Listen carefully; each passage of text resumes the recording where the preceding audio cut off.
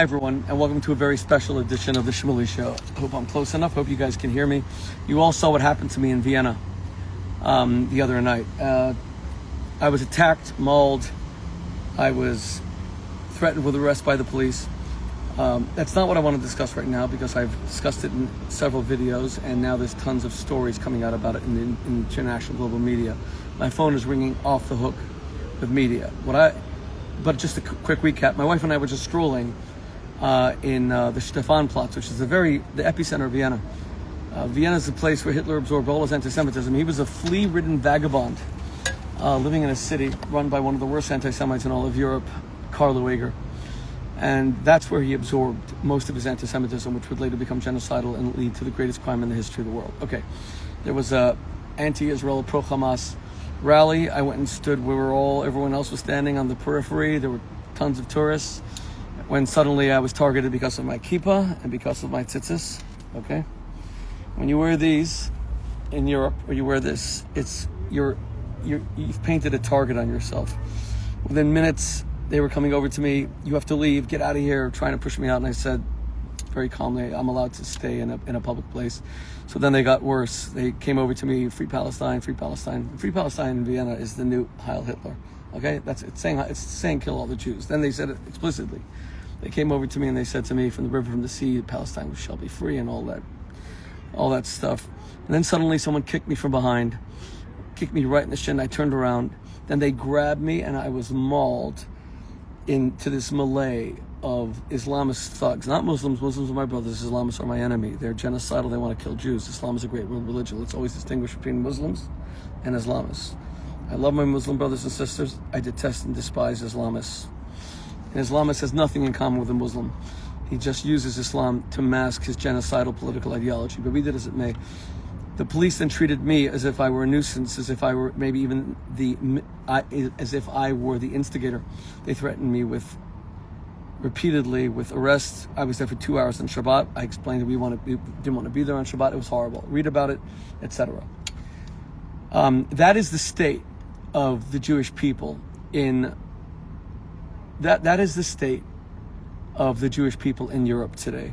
You know how many Israelis we met that won't even, I know an Israeli accent. In my time in Vienna or Paris or any of the other European capitals, I hear all these people speaking a broken English to each other, which is a rare thing, and that's when you know they're Israeli. Because if you come together, let's say from Belarus, where two female Israelis told me they came from Belarus, lied outright because they were afraid to say they're from Israel. If you come from Belarus to, say, Paris, you're going to speak to each other in Belarusian. If you come from Brazil, you're going to speak to each other in Portuguese. You're only going to speak to others. But when you come together and you speak to each other in a broken English, you know they're Israeli because they don't want to speak Hebrew. They were told not to speak Hebrew. They were told to hide all Jewish symbols, their Magen Davids and everything. All over Europe, Jews are being assailed, attacked, assaulted. Of course, also the United States.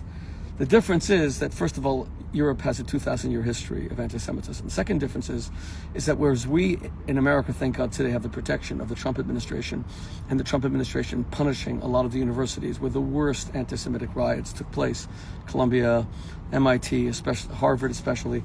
Here in Europe, it's the exact opposite. I was treated, when I was attacked, and I could have been torn limb from limb, I was treated as if I were the aggressor, and I was the one taken for 2 hours of questioning by the police.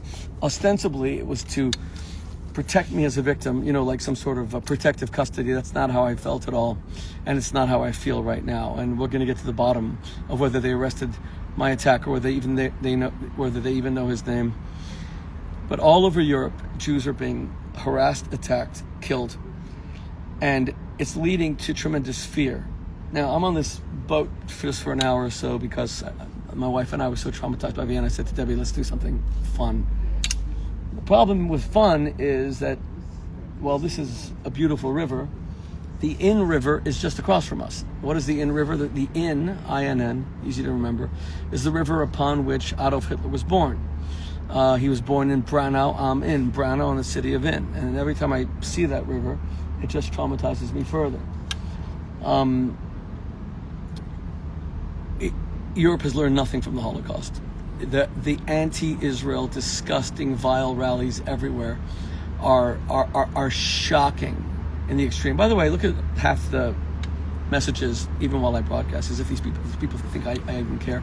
All they're doing with the ones that say "drop dead, you dirty Jew," is prove what I'm saying. That there's an explosion of anti-Semitism in the United States, but especially in Europe, where it's been for 2,000 years, and where 6 million Jews were killed just 80 years ago. And it leads to 4 questions. And by the way, I'm going to be speaking about Bono soon, so I want you to watch that. Bono kind of attacked Israel today, and I have a lot of respect for him, but it leads to 4 questions. So yesterday, JNS, the Jewish News Service, which is like the Jewish AP, the Jewish Associated Press, they're a news service, and they feed wire stories to all the Jewish publications in the world. And a very fine reporter named Kanan, I love that name, he's Israeli, I think he lived in Paris, or he lived in Amsterdam, so he knows all about European anti-Semitism. And he called me and he said to me, and read his article, and Johnny, if you're listening, Johnny, let's post the article, please. But he comes to me, he says to me, well, with Jews being attacked, what is your suggestion? Like, what do the Jews of Europe do? First of all, what do the tourists do, should they come or not? And what do those who are living there do? So there's only 4 possibilities. Possibility number 1 is leave. But I'm totally against that. While I absolutely love Israel with every fiber of my being, and I dedicate my life to protecting America and to protecting Israel and their shared values. And I, of course, acknowledge Israel as the ancient, indisputable, undivided homeland of the Jewish people. We're also a global religion. When Benjamin Netanyahu, my very dear friend and the greatest prime minister Israel has ever produced, gave a speech right after the Charlie Hebdo massacre of both Jews and non-Jews, but where the Jews were attacked in a Jewish grocery store on that Friday afternoon, Netanyahu, Israel's greatest prime minister, together with Natan Sharansky, maybe the greatest living Jewish personality alive, greatest humanitarian, they gave a speech and they said, no Jews are safe in France. There's 500,000 Jews in France. No Jews are safe in England. I lived in England, 250,000 Jews. Hungary, which I showed you, Budapest, 100,000 Jews. They said, come to Israel. And I told the Prime Minister at the time, that I don't agree with his speech. Come to Israel because you love Israel. Don't come to Israel because you're afraid of non-Jews. Because first of all, that means we're always going to run. And God forbid, one day some people will run from Israel. I see a lot of Israelis questioning whether they should be in Israel right now. And I don't agree with that. By the way, can someone write and make sure that you can hear me? I assume you can. So, 4 choices of what Jewish tourists and residents of Europe. One is move to Israel. A lot of Jews from Paris are telling me they want to live to Miami, to Bal Harbor. One is to leave the countries of your birth and move to Israel. Now, you should always make Aliyah. Aliyah is beautiful, but make Aliyah because you love Israel, not because the French authorities, French police have failed you. Don't make Aliyah because the police in Austria, or we're going to arrest someone like me, and now you don't feel safe. Because then you're giving up the public space to the Islamists. You're allowing them to do exactly what they want to do, which is take over all of Europe, take over all of America, and spread anti-Semitism everywhere. They can't defeat Israel. They've tried in successive wars, and Israel in this war has hit them so hard. In Vienna, at the center of Vienna on Friday night, there was a Free Palestine march. Big, Israel's genocide, Israel's Nazi, that whole thing. My wife and I stopped, like all the tourists did, just to watch. But I was wearing a yarmulke and tzitzis. I was immediately targeted. I was kicked. I was manhandled. I was shoved. They broke my glasses. They tore my tzitzis. They tore my shirt. The police then surrounded me as if I was the culprit. And they went to the other people as well, and they told me that I had to calm down. I said, why aren't you arresting them? And they said, if you don't calm down, we're going to arrest you. You're going to arrest me. In the city where Hitler became an anti-Semite, they're going to arrest me. Hitler learned all his anti-Semitism. As a flea-ridden vagabond, they're going to arrest me. They took me to the police station for 2 hours. And ostensibly under the cover of you're a victim, and maybe I'm being unfair to them, but I can just tell you how I felt. I felt like they forced me to go to a police station on Shabbos. They won't give me their names, the police. They won't give me their first names. Their badge numbers, they won't even write out or give me a card. They won't type it. They wrote it scribbled. I can't even read it. Their badge numbers. Later, they calmed down a bit, but 2 hours, they kept me there on Shabbos. So now it's become an international incident.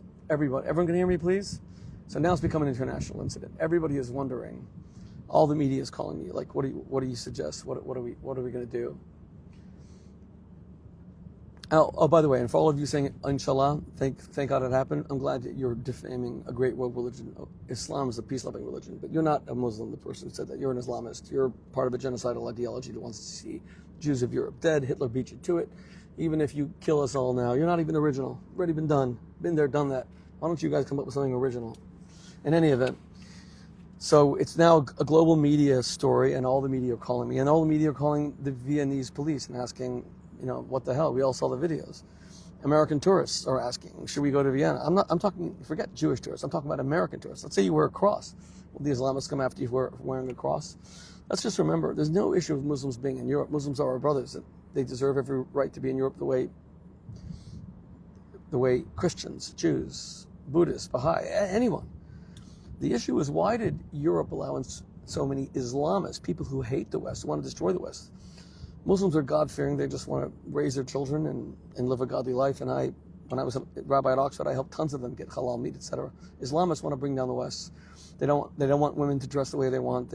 They want to attack them when they dress provocatively. They want to create Sharia law. I don't even understand why the Islamists came here. Why did you guys come to Europe if you hate this way of life? Answer to change this way of life, which is what you're slowly trying to do. You're trying to make us Jews go invisible.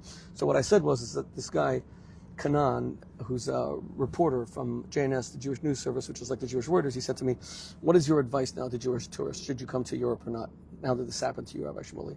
Attacked and savagely manhandled and kicked and degraded and dehumanized in the middle of Vienna, and the whole world saw it, and tens of millions of people have watched the video. What do you suggest? So I said there's 4 options. Option number 1 is we Jews never travel anywhere in the world, and that's ridiculous. What are you going to do? Locked up in Israel, locked up in New York? And no, that's ridiculous. Also, it cedes the public square to the haters. So that's not an option. And as far as Jews who are living in Europe, the option isn't to run away from Europe because you think you're going to die. We go to Israel because it's our ancient homeland. We love it. We don't go only out of fear because there was a Holocaust. I hate when people say that Israel was created.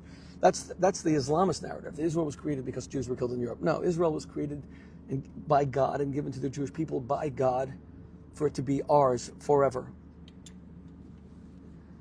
And so Jews who want to leave Europe, Israel's the epicenter of our lives, but we're still a global religion. I said to Prime Minister Netanyahu when he suggested in a speech once that Jews in Europe are not safe, Jews in America, well, Jews in America were becoming unsafe, but thank God for Trump, who's he's like a dam, he's like a wall against the anti-Semitism. Europe doesn't have that, in that coward Keir Starmer or Anthony Albanese, the weakling Prime Minister of Australia, who said today he's going to recognize Palestine.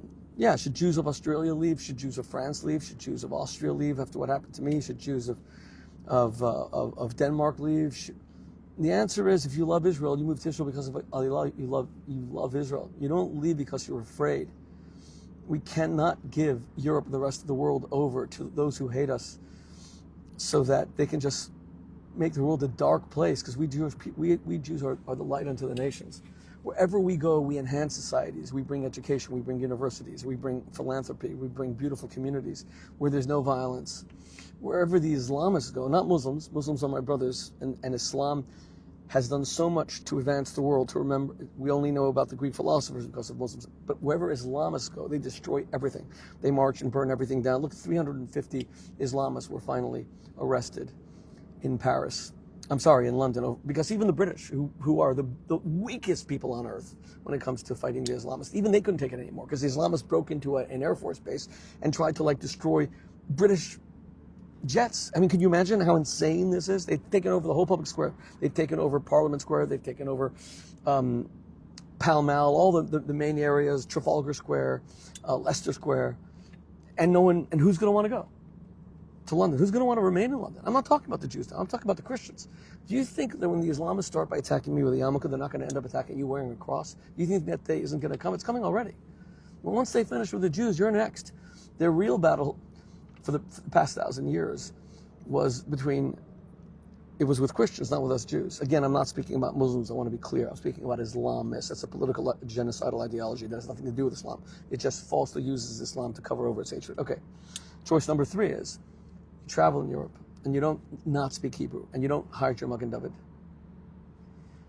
You travel in Europe as a proud Jew. You speak Hebrew. You wear a Magen David. You wear a yarmulke. And when you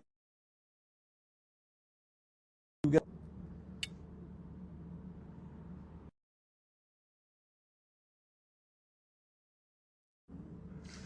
so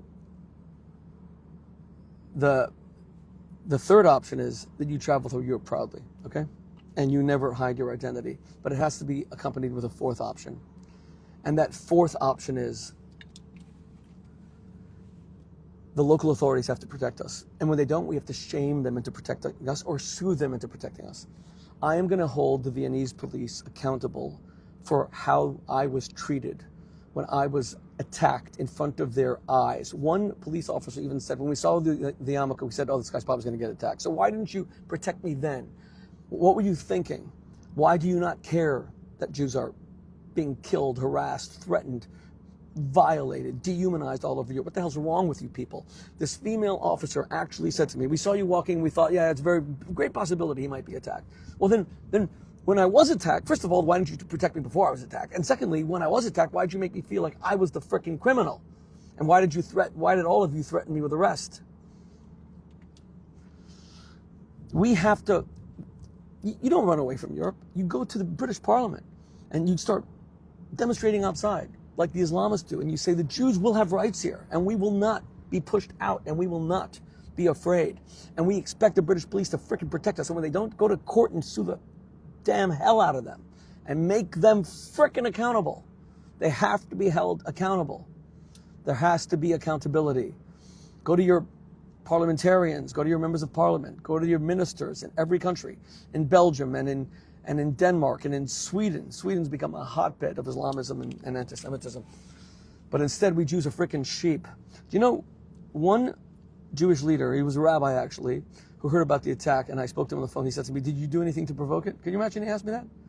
I said, yeah, I did. I was born a Jew. I did do something to provoke it. I couldn't believe that a European rabbi asked me that. That's how much of the frickin' sheep mentality we Jews are developing. I'm not afraid of all these idiots who are like writing on my feet. I wasn't afraid of the Islamists either. Truth be told, I mean, it was terrifying once they attacked me, and then I got scared and I thought they could kill me. But the dehumanization that happened with the police afterward, where I'm forced to go to a police station on Shabbos and give a statement. I said, here's my number, call me anytime, or I'll come back after Shabbos. That was truly painful. Bono today attacked Israel, and he said, and it was really a shame, because after October 7th, the morning after October 8th, he was performing in that giant, what's it called, the dome, or whatever the hell it's called, the Sphere in Las Vegas. And he was the only one that said, he sang that song, and he said, he changed the words to Stars of Judah. They took away your life, but they could not take your pride. They could not take your pride. And I was so proud of Bono. Now he writes today saying, look, after October 7th, I condemned the atrocities against the Jews because all music goers, now he said music goers, not Jews, all music goers should be allowed to go to a concert without being gang raped, beheaded, burnt alive, etc. Well, thank you, Bono. Thank you for acknowledging that. But he said Israel's now overdone it and they're starving people. Bono, I'm speaking to you directly. I have a lot of respect for you. You try to help people in Africa. You've always been a humanitarian. You've leveraged your fame to do really good stuff. But I am so disappointed in you today. First of all, you're Irish. You know what it's like to lose your land. You got the Irish, and I love Ireland. At least I used to love Ireland until it became so deeply anti-Semitic over the past 10 years. I've visited Ireland 20, 30 times. Bono, you guys complain, my Irish brothers and sisters complain that the British have stolen your country for 800 years. Yeah. A European nation right adjacent to you came and took away Ireland. The Romans came to us Jews, who are the indigenous people of the land of Israel. And you know that, Bono, because you read the frickin' Bible, baby. You always say that you're a religious Catholic. You're an amazing man. You're married to the same woman, even though you're a world-renowned rock star. And it seems that you would never cheat on her. You're a truly righteous and moral man. That's because you're a Catholic. Open the New Testament. Try to find any Palestinians. The word Palestinian was revived by Hadrian from the ancient Philistines that had become extinct 1,000 years earlier in order to displace the Jews. He didn't want to call it Judea anymore because the Jews dared rebel against Rome.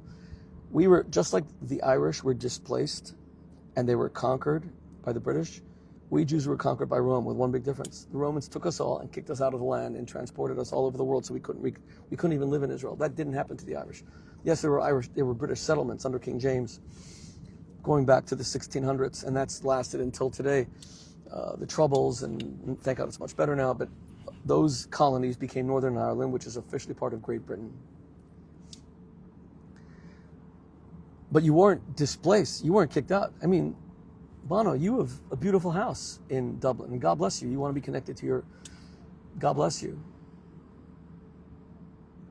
But why would you say that we Jews overreacted after October 7th? Are you freaking kidding me? Do you understand what happened on October 7th? So long as Hamas remains in power, the Palestinians are going to suffer. They're going to be shot and mowed down with machine guns every time they protest Hamas. So long as Hamas is in power, they're going to continue every year or two, every week, but every year especially, to launch 10,000 rockets at Israeli cities and kill both Jewish and Arab children. Remember how many Israeli Arabs have died from Hamas rockets. These rockets are indiscriminate. You have to remember that 1 out of 5 Israeli citizens is Muslim and Arab.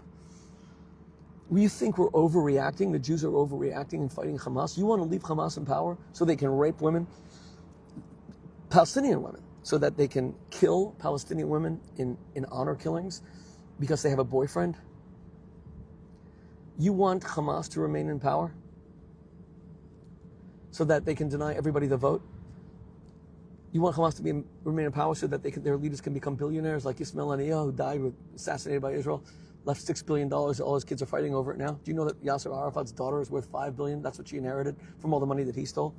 Israel's overdoing it. You want Hamas to remain in power so this war goes on for 300-400 years as they just strengthen? Or do you want Israel to finally finish the damn job so that there could be a real election in Gaza and they can vote for their leaders and Hamas can be demilitarized and then there could be economic prosperity in Gaza City and in Jabalia and throughout Gaza? Maybe, Bono, what you should have said is, President Trump, you said that you want to make this an American protectorate. You want to make Gaza into an American, which is a phenomenal idea. American investment, American economic might. America would rebuild it. Why didn't you call on President Trump to do that instead of saying that we Jews overdid it? That we should leave these freaking crazy animal monster Nazi terrorists right on our border to kill our women, rape our women, behead our children. Would you put up with that? Would you have a neighbor like that? Bono, do you have a freaking alarm system at your house? I bet you do. Do you have an alarm system? Do you have a gate? I bet you have a gate around your house, but you don't want us Jews to have it. You should have it. You should be protected because you're a billionaire rock star, but we Jews should have nothing. I'm disappointed in you. I truly am. You're saying that Israel's overdoing it? You show me one example in history where an enemy combatant was supplied with food by their enemy. Israel is the first country to ever give food to its enemy. Hamas is stealing all that damn food. Do you remember Winston Churchill dropping food or shipping food into freaking Nazi Germany? No.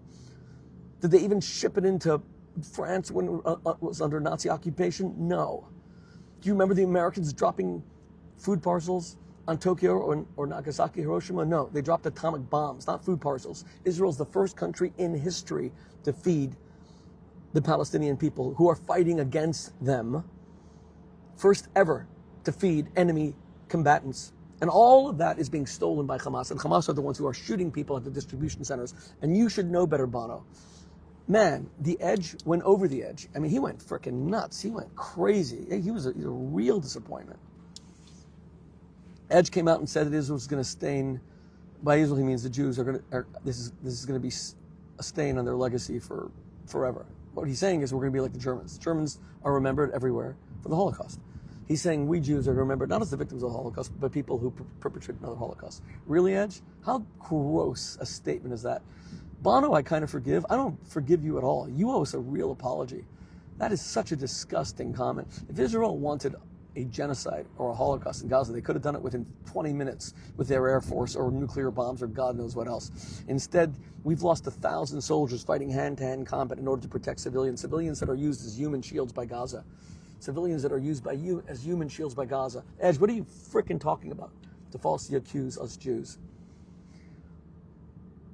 of a genocide? Disgusting. Absolutely frickin' gross. Disgusting. And it's such a disappointment from a rock band that pretends, I say pretends to have a conscience. We Jews are tired of dying. Bono, Edge, you want us dead? Bono, you don't, because you're a good man. Edge, you want us dead? Sorry. Been there, done that. Been there, done that. We've done the dead thing. We're not doing it anymore. Done the dead thing. We've done the being gassed thing. We've done the being starved to death thing. We've done the getting typhus and dying disease thing. We've done the frickin' being ghettoized and getting every disease on earth thing. And we've done the giant open pits at Babi Yar and 35,000 Jews shot in 2 days thing. We've done the being shot at during the Harvest Fest at Majdanek. Been there, done that. Sorry, Edge, we ain't doing the dead Jewish thing anymore. We don't need your freaking sympathy. We don't need you to write some song from U2 about how much you love the Jews once we're all freaking dead and you want to remember an extinct nation. We don't need your freaking approval, okay? And I would really think that the Irish would understand this above all else. You know, Ireland's gone crazy. If there's one country that should understand what the Jews are experiencing, again, Ireland is here, Britain's here. Britain comes, conquers Ireland, subjects them to everything, treats them like second-class citizens. That's what happened with the Romans and the Jews going back 2,000 years. One big difference. The Irish got to stay in Ireland, even if they were subjected to British rule, military control. We Jews, the Romans came and kicked us all out and spread us all over. And now we're being killed in all. And then we were killed in all those places in the Holocaust, mostly in Europe, of course. That's where the Romans kicked us. So we came back to our land, where we are indigenous and from which we were never fully displaced. We had a presence in Israel forever. So to see, Ed, you're saying that we're going to be staying by doing a Holocaust, that is, it shows your ignorance. It shows that you don't think before you write.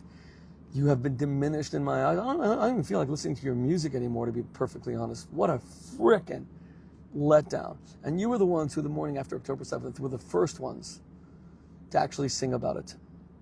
Well, with that, I hope I've responded to all of my European Jewish brothers and sisters. Don't be afraid. Wear your yarmulkes proudly. Will you be attacked? It might happen. But let me tell you something.